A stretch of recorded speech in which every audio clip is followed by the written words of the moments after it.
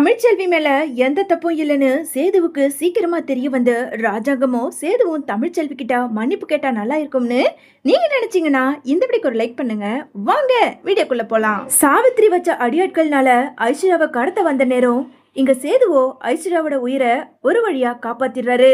ஏ ஐஸ்வர்யா, சீக்கிரமா கார்ல ஏறு, தமிழ்ச்செல்வியை நாம நேரம் ஹாஸ்பிட்டலுக்கு கூட்டிட்டு போகணும் அப்படின்னு சொல்லிட்டு இங்க ஐஸ்வர்யாவையும் காப்பாத்தி இன்னொரு பக்கம் தமிழ்ச்செல்வியையும் சேது கார்ல தூக்கி போட இதெல்லாம் பாத்துக்கிட்டு இருந்த ஐஸ்வர்யாவோ ச்சே பாவம் தமிழ்ச்செல்வி வலியால எவ்வளவு துடிச்சுக்கிட்டு இருக்கு, பேசாம நாம போய் ஆறுதல் சொல்லலாம் அப்படின்னு சொல்லிட்டு இங்க பின்பக்க சீட்டுல ஐஸ்வர்யா தமிழ்ச்செல்வியோட தலையை தூக்கி போட்டு படுக்க வச்சு, தமிழ்ச்செல்வி எதுக்கும் கவலைப்படாத, இன்னும் கொஞ்ச நேரத்துல நம்ம ஹாஸ்பிட்டலுக்கு போயிடலாம் அப்படின்னு சொல்லிட்டு ஐஸ்வர்யா அங்க தமிழ்ச்செல்விக்கு ஆறுதல் சொல்ல இதை பார்த்துக்கிட்டு இருந்த சேதுவுமே ரொம்ப ஆச்சரியமா பாக்குறாரு.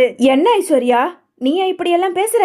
கொஞ்ச நேரத்துக்கு முன்னாடி தமிழ்ச்செல்வி அடிபட்டு வலியால துடிச்சுக்கிட்டு இருக்கும்போது நமக்கு எதுக்கு வீண் வம்பு, நம்மளுக்கு கல்யாணத்துக்கு நேரம் ஆயிடுச்சு போலான்னு சொல்லி இந்த வாய் தானே பேசிச்சு, இப்ப என்னமோ தமிழ்ச்செல்விக்கு ஆறுதல் சொல்லிக்கிட்டு வர அப்படின்னு சொல்லிட்டு இங்க சேது கேட்க, மாமா கொஞ்சம் கார் எடுக்கிறீங்களா, நாம சீக்கிரமா ஹாஸ்பிட்டலுக்கு போகணும், தமிழ்ச்செல்வி வலியால துடிக்கிறத பார்க்கும்போது எனக்கு மனசே ரொம்ப வலிக்குது அப்படின்னு சொல்லிட்டு இங்க ஐஸ்வர்யாவோ அங்க மனசு மாறி பேச உடனே இங்க சேது நேரம் ஹாஸ்பிட்டலுக்கு கூட்டிட்டு போய் அங்க தமிழ்ச்செல்வியையும் ஒரு வழியா ஹாஸ்பிட்டல்ல சேர்த்துறாங்க. கொஞ்ச நேரத்துல விஷயம் தெரிஞ்சு அப்பத்தா செல்லப்பாண்டி வசந்தின்னு எல்லாருமே கிளம்பி நேரா ஹாஸ்பிட்டலுக்கு வந்த அப்பத்தாவோ, என்னையா சேது, என்னமோ உன் பொண்டாட்டி இல்ல, எனக்கும் அவளுக்கும் எந்த சம்பந்தமும் இல்லைன்னு வாய்க்கிழிய பேசின, இப்போ கடவுளா பார்த்து நீயே உன் பொண்டாட்டிய கூட்டிட்டு வந்து ஹாஸ்பிட்டல்ல சேர்த்திருக்கியே, ஏன் இப்போ கிளம்புற, இன்னும் கொஞ்ச நேரம் காத்துக்கிட்டு குழந்தை பிறக்கும், அந்த குழந்தைய உன் கண்ணால பார்த்துட்டு போ அப்படின்னு சொல்லிட்டு இங்க அப்பத்தா சொல்ல, ஐஸ்வர்யா இதுக்கு மேல நமக்கு இந்த இடத்துல இருக்க தேவையில்லை, நாம இங்க இருந்து கிளம்பலாம் அப்படின்னு சொல்லிட்டு இங்க சேது ஐஸ்வர்யாவை அழைச்சுக்கிட்டு நேரா மண்டபத்துக்கு போறாரு.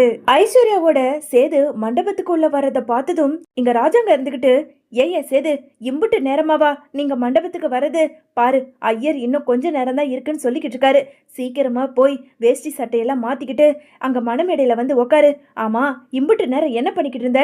இல்லப்பா, அந்த தமிழ்ச்செல்வி காலேஜ் போய்கிட்டு இருந்திருப்பா போல இருக்கு, திடீர்னு ஆக்சிடென்ட் ஆகி அடிப்பட்டு கீழே கிடந்தா, அவளை கூட்டிட்டு போய் ஹாஸ்பிட்டல்ல சேர்த்துட்டு இப்போதான் இங்க வரோம் அப்படின்னு சொல்லிட்டு சேது சொல்ல உடனே ஈஸ்வரி இருந்துகிட்டு, ஏயா சேது உனக்கு கொஞ்சமாவது அறிவு இருக்கா இல்லையா, முகூர்த்த நேரம் முடிஞ்சிருச்சுன்னா இந்த கல்யாணமே நின்று போயிடும், அதுக்காக போய் அந்த தமிழ்ச்செல்வியை கூட்டிட்டு போய் ஹாஸ்பிட்டல் வரைக்கும் விட்டுட்டு வர முடியுமா என்ன, உன்னால ஆம்புலன்ஸுக்கு ஃபோன் பண்ணி சொல்லியிருக்க முடியாதா, அப்புறம் கூட டாக்டர் வந்து பார்த்துருப்பாங்களே அப்படின்னு சொல்லிட்டு இங்க ஈஸ்வரி சொல்ல, சித்தி என்ன சித்தி கொஞ்சம் கூட மனசாட்சி இல்லாம பேசுறீங்க, இதே தான் ஐஸ்வர்யாவும் சொன்னா, அதுக்காக தமிழ்ச்செல்வியை அப்படியே விட்டுட்டு வர முடியுமா என்ன, அதனால்தான் ஹாஸ்பிட்டல் கூட்டிட்டு போய் சேர்த்துட்டு வந்தேன், இப்போ என்ன அதான் நான் வந்துட்டேன்ல, இதோ கொஞ்ச நேரத்துல நான் வந்துடுறேன் அப்படின்னு சொல்லிட்டு இந்த கல்யாணத்தை ஏண்டா பண்ணோம், எதுக்காக இந்த ஒரு முடிவை எடுத்தோம் அப்படின்னு சொல்லிட்டு சேது ரொம்ப வருத்தத்தோடவே அங்க கல்யாண வேஷ்டி சட்டையை எடுத்து மாட்டிக்கிட்டு நேரா ரூமை விட்டு வெளியே வராரு. இன்னொரு பக்கம் ரூம்ல ரொம்ப வருத்தத்தோட உக்காந்துக்கிட்டு இருந்த ஐஸ்வர்யா கிட்ட இங்க ஈஸ்வரி வந்து,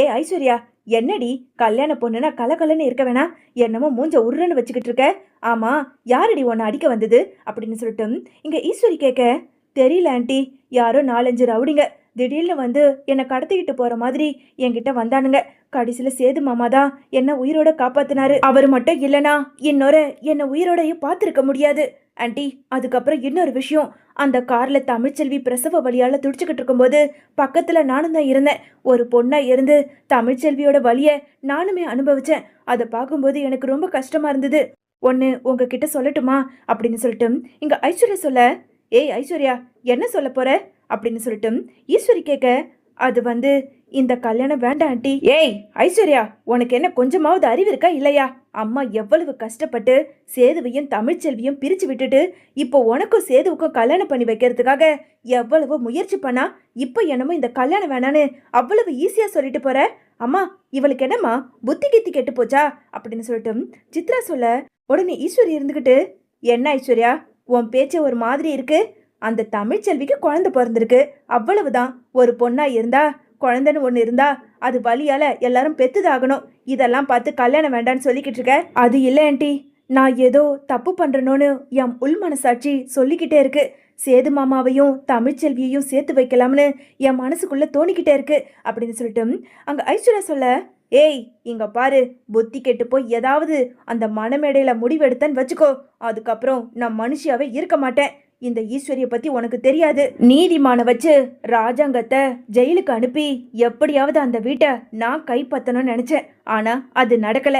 கடைசியில இப்போ இந்த கல்யாணம் மூலயமா அந்த சேதுவை எப்படியாவது நம்ம பக்கம் இழுத்து ஒட்டுமொத்த சொத்தையும் உன் பேர்ல எழுதி அந்த சொத்தை அனுபவிக்கலாம்னு நான் பாக்குறேன்.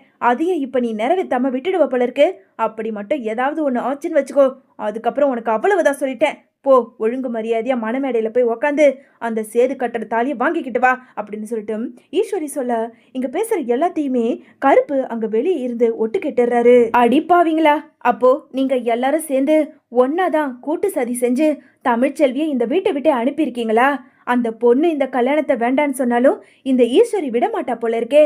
இப்போ ஐஸ்வர்யா கிட்ட எப்படியாவது பேசணுமே அப்படின்னு கருப்பு ஒரு பெரிய திட்டத்தை போட்டு கதவை திறந்துக்கிட்டு, உங்களை ராஜாங்க மாமா கூப்பிடுறாங்க, சீக்கிரமா மணமேடைக்கு வர சொன்னாங்க அப்படின்னு சொல்லிட்டு அவசர அவசரமா கருப்பு சொல்ல, ஈஸ்வரியும் சித்ராவும் அங்க ஐஸ்வர்யா கிட்ட பேசிட்டு வேக வேகமா வெளியே போறாங்க.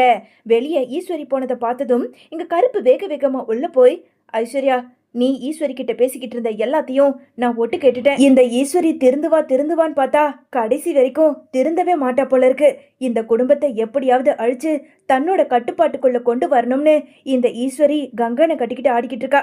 அந்த சதி வலையில நீயும் சிக்கிக்கிட்டு இப்ப பாரு, தமிழ்ச்செல்வியையும் சேதுவையும் பிரிச்சு ஒரு பெரிய பாவத்தை வாரி போட்டுக்கிட்டியம்மா. நீ செஞ்ச பாவத்தை சரி பண்ணணும்னா நான் சொல்ற மாதிரி நீ செய் அப்படின்னு சொல்லிட்டு இங்க கருப்பு அங்க ஐஸ்வர்யா கிட்ட சொல்ல, ஐஸ்வர்யாவோ கருப்பு சொன்ன எல்லாத்தையும் தன்னோட மனசுக்குள்ள ஏத்துக்கிட்டு, ரொம்ப நன்றிண்ணே, நீங்க மட்டும் எனக்கு இந்த அளவுக்கு அட்வைஸ் பண்ணலனா கண்டிப்பா நான் ஈஸ்வரி சொன்னதுக்கு பயந்துக்கிட்டு இந்த கல்யாணத்தை நானுமே பண்ணிட்டு இருப்பேன். இன்னும் கொஞ்ச நேரத்துல நான் என்னோட முடிவை அங்க மணமேடையில வச்சு சொல்லிடுறேன் அப்படின்னு சொல்லிட்டு ஐஸ்வர்யாவுமே ஒரு பெரிய திட்டத்தை போட்டு அங்க கருப்பு கிட்ட சொல்லிடுறாங்க.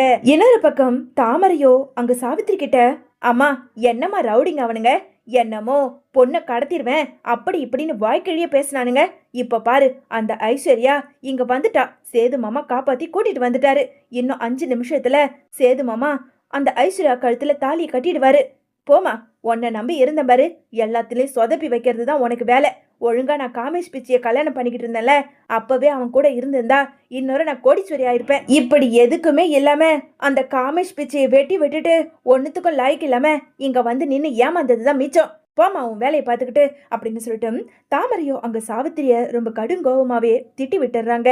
கொஞ்ச நேரத்துல ஐயரோ பொண்ணு அழைச்சிக்கிட்டு வாங்க அப்படின்னு சொல்லிட்டு குரல் கொடுக்க, இங்க ஐஸ்வர்யாவை அழைச்சிக்கிட்டு சித்ரா நேரா மணமேடையில வந்து உட்கார வைக்க, மாப்பிள்ளைய கூட்டிட்டு வாங்க அப்படின்னு சொல்லிட்டு அங்க ஐயர் சொன்னதும் இங்க கருப்போ சேதுவை அழைச்சிக்கிட்டு வந்து மணமேடையில உட்கார வைக்க, கொஞ்ச நேரத்துல ஐயருமே மந்திரம் எல்லாம் சொல்லிட்டு கெட்டி மேளம் அப்படின்னு சொன்னதும் சேது ரொம்ப மனசு வருத்தத்தோட யோசிச்சபடியாவே அந்த தாலியை எடுத்துக்கிட்டு போய் அங்க ஐஸ்வர்யா கழுத்துல தாலியை கட்டுறதுக்கு போக, இங்க ஐஸ்வர்யாவோ, மாமா ஒரு நிமிஷம் இருங்க அப்படின்னு சொல்லிட்டு கழுத்துல இருந்த மாலையை தூக்கி கீழே போட்டுட்டு, இந்த கல்யாணம் எனக்கு பிடிக்கல அப்படின்னு சொல்லிட்டு ஐஸ்வர்யா சொன்னதை கேட்டதும் அந்த மண்டபத்துல இருந்த எல்லாருக்குமே அதிர்ச்சி ஆகுது. ஆமா என்னம்மா நடக்குது, நாம அவ்வளவு தூரம் ரூமுக்குள்ள சொல்லியோ கடைசியில இப்படி தாலி கட்டுற நேரமா பார்த்து நம்மளோட கழுத்து அறக்குறாளேமா அப்படின்னு சொல்லிட்டு அங்க சித்ரா சொல்ல, ஏய் ஐஸ்வர்யா, உனக்கு என்ன புத்தி கெட்டு போச்சா? சேது எவ்வளவு ஆசையா கழுத்துல தாலி கட்ட வந்தா, என்னமோ கடைசி நேரத்துல வந்து இந்த கல்யாணம் எனக்கு பிடிக்கலன்னு சொல்ற. ஏன் எதுக்காக இப்படி பேசிக்கிட்டு இருக்க? பேசாம உக்காரு. உன் அப்பா அம்மாலாம் எவ்வளவு சந்தோஷமா இருந்தாங்க, இப்படி அவங்க சந்தோஷத்துல மண்ணை வாரி போடாத, உக்காருன்னு சொல்றல அப்படின்னு சொல்லிட்டு இங்க ஈஸ்வரி ரொம்ப கோவத்தோட பேச, ஆண்டி போது ஆண்டி, இதுக்கு மேலேயும் இந்த குடும்பத்துக்கு நீங்க கெடுதல் நினைக்கணும்னு கனவுல கூட நினைக்காதீங்க. உங்களோட சேர்ந்து நானுமே நிறைய பாவத்தை பண்ணிட்டேன். இனிமே அந்த பாவத்துக்கு எல்லாத்துக்கும் நான் நன்றி கடன் செலுத்தணும்னா அதுக்கு நான் சேது மாமாவுக்கு துரோகம் பண்ணாம இருக்கணும். அதுக்காக தான் இப்ப சொல்றேன், இந்த கல்யாணம் வேண்டாம் அப்படின்னு சொல்லிட்டு ஐஸ்வர்யா சொல்ல, இங்க ராஜாங்க இருந்துகிட்டு, ஏமா ஐஸ்வர்யா என்னம்மா பேசுற, என்ன பாவம் என்ன துரோகம், எனக்கு ஒண்ணுமே புரியலையே அப்படின்னு சொல்லிட்டு இங்க ராஜாங்கம் ரொம்ப கோவத்தோட கேட்க, மாமா என்னை மன்னிச்சிருங்க, நான் இப்போ சொல்ல போற ஒரு உண்மையினால சேது மாமாவும் தமிழ்ச்செல்வியும் ஒன்று சேர்ந்தா எனக்கு அதுவே போதும். இவ்வளவு நாள் நான் பாவம் பண்ணிட்டேன். ஆமா மாமா, கொஞ்ச நாளைக்கு முன்னாடி தமிழ்ச்செல்வியோட போன்ல இருந்து தமிழ்ச்செல்வி குரல்ல செல்லப்பாண்டி அங்கிளுக்கு போன் பேசுனது வேற யாரும் கிடையாது, நான் தான் மாமா அப்படின்னு சொல்லிட்டு இங்க ஐஸ்வர்யா சொன்னதை கேட்டதும் அங்க பக்கத்துல நின்னுக்கிட்டு கேட்டுக்கிட்டு இருந்த சேதுவுக்கோ தலையில இடி விழுந்த மாதிரி அப்படியே அதிர்ச்சியோட நின்னுக்கிட்டு இருக்க ஐஸ்வர்யாவோ, ஆமா மாமா, அந்த ஈஸ்வரி ஆண்டியும் சித்ராவும் நானும் சேர்ந்துதான் தமிழ்ச்செல்வியோட போனை திருடி தமிழ்ச்செல்வி போன்ல இருந்து செல்லப்பாண்டி அங்கிளுக்கு என்னோட குரல் மாத்தி நான் தமிழ்ச்செல்வி குரல்ல பேசினது. நான் சொல்றது அம்புட்டும் சத்தியம். தமிழ்ச்செல்வியையும் உங்களையும் பிரிக்கணும்னு சொல்லி ஈஸ்வரி ஆண்டி சொன்னதுனாலதான் இப்படி ஒரு காரியத்தை பண்ணிட்டேன். எல்லாரும் என்ன மன்னிச்சிருங்க. தமிழ்ச்செல்வி இன்னைக்கு பிரசவ வலியில துடிச்சுக்கிட்டு இருக்கும்போது ஒரு பொண்ணா இருந்து அந்த வலியை நானுமே அனுபவிச்சேன். நான் எவ்வளவோ சேது மாமா கிட்ட சொன்னேன், தமிழ்ச்செல்வியை நாம ஹாஸ்பிட்டலுக்கு கூட்டிட்டு போக வேணான்னு. ஆனா தமிழ்ச்செல்விய மாமா ஹாஸ்பிட்டலுக்கு கூட்டிட்டு போய் சேர்க்கும்போது அந்த பிரசவ வலியை காதுல கேட்கும்போது ஒரு பொண்ணா இருந்து அதை நான் ரொம்ப அனுபவிச்சு கஷ்டப்பட்டேன். சேது மாமாவுக்கும் தமிழ்ச்செல்விக்கும் நான் எவ்வளவோ துரோகம் பண்ணியிருக்கேன். ஆனா சேது மாமா அந்த ரவுடிங்க கிட்ட இருந்து என்னோட உயிரையே காப்பாத்திருக்காரு. அப்படி இருக்கும்போது இவருக்கு இவ்வளோ பெரிய துரோகத்தை பண்றதுக்கு எனக்கு மனசு வரல. மாமா, தமிழ்ச்செல்வி ரொம்ப நல்ல பொண்ணு மாமா, நீங்க அவளோட தான் வாழணும். நான் செஞ்ச தப்புக்கெல்லாம் உங்க காலில் விழுந்து மன்னிப்பு கேட்டுக்கிறேன் அப்படின்னு சொல்லிட்டு இங்க ஐஸ்வர்யாவோ சேதுவோட காலில் விழுந்து மன்னிப்பு கேட்க, அடச்சி எழுந்துரு, நீ இவ்வளவு பெரிய ஃப்ராடா இருப்பேன்னு நான் நினைச்சு கூட பார்க்கல. அப்பா, நாம ரொம்ப ஏமாந்துட்டோம்ப்பா. ஏன் தமிழ்ச்செல்விப்பா என்கிட்ட எத்தனை தடவை கெஞ்சினா தெரியுமா, நான் எந்த தப்பும் பண்ணல, என் மேல நம்பிக்கை வைங்க மாமான்னு. ஆனா நான் கொஞ்சம் கூட நம்பாம தமிழ்ச்செல்விக்கு நான் ஒரு பெரிய துரோகத்தை பண்ணிட்டேன்.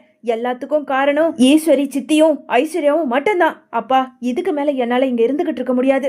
அங்க தமிழ்ச்செல்வி என் குழந்தைய பெத்தெடுக்க போறா, அவ கூட நான் இருக்க போறேன், அவ காலில் விழுந்தாவது நான் மன்னிப்பு கேட்க போறேன் அப்படின்னு சொல்லிட்டு சேது அங்க இருந்து கிளம்ப இதை எல்லாத்தையும் பார்த்துக்கிட்டு இருந்த ராஜாங்கமும், ஏயா சேது, நானும் வரேன்யா, இவளுங்கள நான் வந்து கவனிச்சுக்கிறேன் அப்படின்னு சொல்லிட்டு ராஜாங்கம் சேதுவோட கிளம்பி மனசு வருத்தப்பட்டு அங்க தமிழ்ச்செல்வி கிட்ட எப்படியாவது மன்னிப்பு கேட்கணும் அப்படின்னு சொல்லிட்டு நேரா ஹாஸ்பிட்டலுக்கு போறாங்க.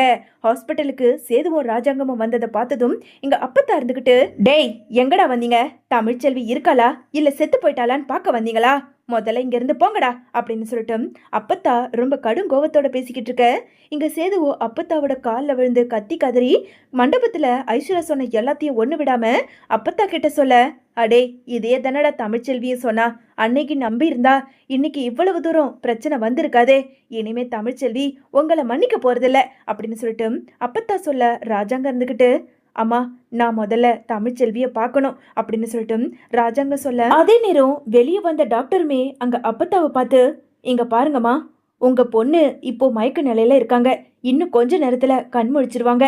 ஆனா குழந்தைய உங்ககிட்ட காட்டுறதுக்கு கொஞ்ச நேரம் எடுக்கும். குழந்தைங்களை துடைக்கிறதுக்காக நர்ஸ் தூக்கிட்டு போயிருக்காங்க.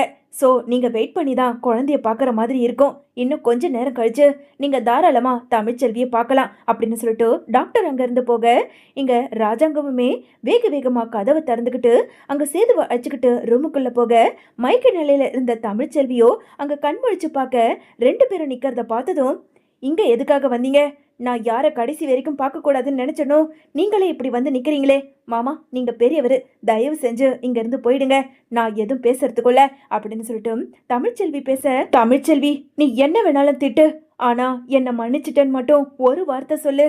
உன்னோட நல்ல குணத்தை புரிஞ்சுக்காம உன்னை பத்தி தப்பு தப்பா தெரிஞ்சுக்கிட்டு உன்னை நான் புரிஞ்சுக்காம வீட்டை விட்டு துரத்தி அனுப்பிட்டேன். நான் ஒரு பெரிய தப்பு பண்ணிட்டேன், என்ன மன்னிச்சிரு தமிழ்ச்செல்வி அப்படின்னு சொல்லிட்டு இங்க சேது கத்தி கதறி அழுதுகிட்டு இருக்க இன்னொரு பக்கம் இங்க ராஜாங்க இருந்துகிட்டு, அம்மாடி தமிழ்ச்செல்வி, ஒன்ன மாதிரி ஒரு மருமக கிடைச்சதுக்கு நாங்க தான் கொடுத்து வச்சிருக்கணும். ஆனா இப்போ எழுந்துட்டு நிக்கிறத நினைக்கும் போது எனக்கே ரொம்ப மனசு வேதனையா இருக்கு.